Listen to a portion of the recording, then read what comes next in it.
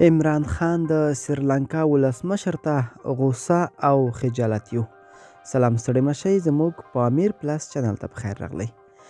د پاکستان صدر اعظم د سریلانکا ولسمشر ته وویل چې مقدساتو ته د سپکاوي په تور د دې هیواد د یو تبعه د وژنې په تړاو څه د پاسه 100 تنه نیول شوي او د تورنو کسانو سره به په بشپړه توګه د قانون په رڼا کې عمل وشي.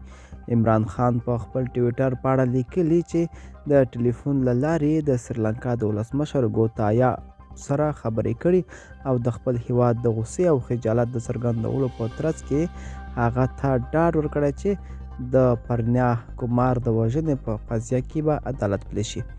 د پاکستان پولیسو د سپتامبر په 3 لیندۍ 12 ریپورټ ورکړ چې د پاکستان د پنجاب ایالت په سیالکوټ ښارګوټي کې د مسلمانانو یوې ډلې د ورزشي تجهیزاتو په یوې کارخانې باندې برید وکړ او د سریلانکا دغه اوسیدونکي چې اسلامي مقدساتو ته د سپکاوي په تور وژلی او بیا یې د هغه مړی سوځولی دی.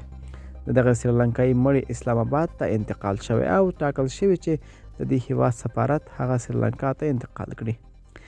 اسلام د اسلام پیغمبر قرآن او نورو اسلامي مقدساتو ته سپکاوی په پاکستان کې ستر جرم بلل کیږي او سزا یې مرګ دی.